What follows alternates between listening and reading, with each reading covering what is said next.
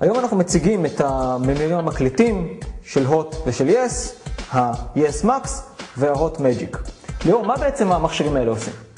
הם מהווים חוץ מלהיות ממיר, גם וידאו שיודע להקליט סרטים וסדרות מהטלוויזיה.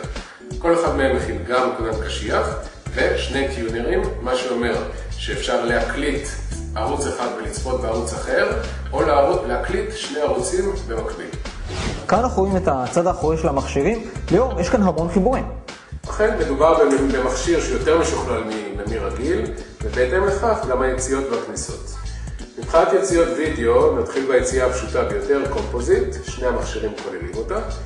ה-יס מקס כולל גם S-וידאו שלא נמצאת במג'יק, ויציאת הוידאו באיכות הטובה ביותר היא הסקארט RGB, ששני המכשירים כוללים אותה.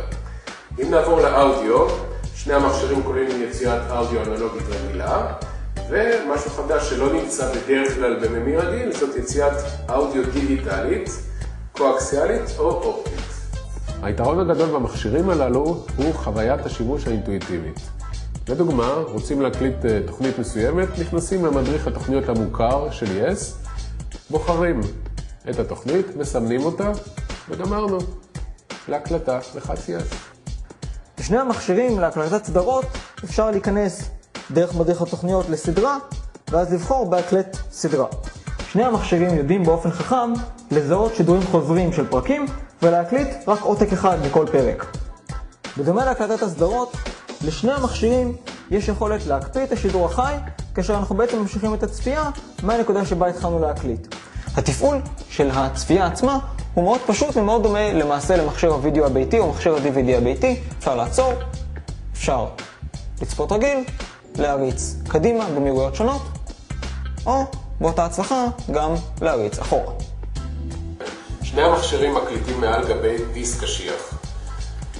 ההוט מג'יק כולל דיסק בנפח 120 ג'יגה בייט. הנה אפשר לראות כאן שההקלטה הזאת תפסה כ2% מנפח הדיסק. יס מקס כולל דיסק בנפח 160 ג'יגה בייט, אבל 40 מהם דפוסים לשירות מקס מוביז ולא פנויים להקלטת סרטים, כך שלמעשה גם ה-יס מקס כולל 120 ג'יגה בייט פנויים לשימוש המשתמשים. שני המכשירים בעצם גם מציגים את כמות הדיסק הקשיח שפנוי, נכון? אכן, סך הכל אפשר לראות ש-75% מהדיסק פנויים להקלטות חדשות. אז איזה מהמכשירים יותר טוב? שלי יותר טוב. שלי יותר טוב. בסופו של יום שני המכשירים דומים למדי ומציעים יכולות טובות. הניצחון, אם יבוא, יגיע בנקודות בודדות. יס מציעים שליטה קצת יותר טובה בשידור החי, והממשק שלהם הוא יותר אינטואיטיבי והרבה יותר קל להבנה ללקוחות קיימים.